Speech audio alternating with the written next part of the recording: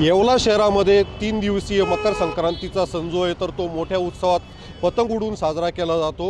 अनेक पतंगप्रेमी जे तर ते 3 दिवस आपल्या छतांवर त्या ठिकाणी संपूर्ण स्वयंपाकाचा किंवा डीजे लावून त्या ठिकाणी पतंग उडवत आनंद उत्सव करत असतात। आणि डिसेंबर महिन्यामध्येच आता पतंगप्रेमी जे तर ते मोठ्या प्रमाणात पतंग उडवत आहेत। नायलॉन मांजाचा सर्रास वापर सुरू झाल्यामुळे या ठिकाणी येवला शहर पोलीस आणि नगरपालिकेच्या वतीने या ठिकाणी बॅनर लावलेला आहे जनजागृतीसाठी। आणि उच्च न्यायालयाने जे तर ते नायलॉन मांजावर बंदी केल्याचं जे तर या ठिकाणी जनजागृती केलेली आहे। आपल्यासोबत येवला शहर पोलीस ठाण्याचे वरिष्ठ पोलीस निरीक्षक अनिल भौरी आहेत।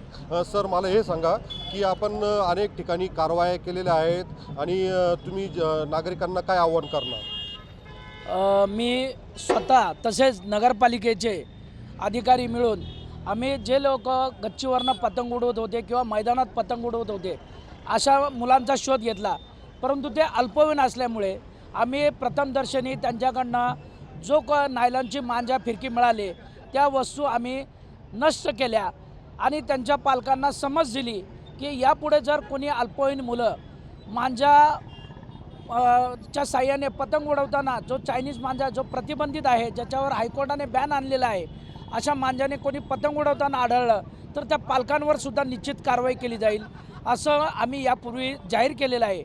त्याचप्रमाणे आम्ही नायलॉन मांजे विक्री करणारा एका इसमाचा शोध घेऊन त्याच्याकडून 18 रीळ जवळजवळ 8,000 रुपयाचा मुद्देमाल हा सुद्धा जप्त केला आहे। यापुढे जे मकर संक्रांतीनिमित्त पतंग उडवणार आहेत त्यांना माझी नम्रतेची विनंती आहे की तुमचा जी हौस असते ती हौस लोकांच्या जीवावर बेतते। आत्ताच एक 5-6 दिवसापूर्वी एका मुलाच्या पायात मांजा अडकून त्याचा पाय कापला गेला। यापूर्वी गळा कापल्याच्या घटना घडलेल्या आहेत। दुचाकी स्वार यांना त्याचा किंवा मांजा कोणाच्या पायात अडकला अशा पक्षी यांनासुद्धा त्याचा त्रास होतो। आपण नायलॉन मांजा न वापरता साधा मांजा वापरावा आणि सहकार्य करावे ही विनंती। एकंदरीत पाहता नायलॉन मांजा जर वापरला तर आता थेट अल्पवयीन मुलांच्या पालकांवरच आता कारवाई होणार असल्याचा इशारा या ठिकाणी येवला शहर पोलीस ठाण्याचे वरिष्ठ पोलीस निरीक्षक अनिल भौरी यांनी दिलेला आहे। त्याच्यामुळे आता आपण नायलॉन मांजा जो आहे तर तो वापरू नये असं थेट आव्हान केलेलं आहे। उमेश पारिक, TV9 मराठी, येवला, नाशिक।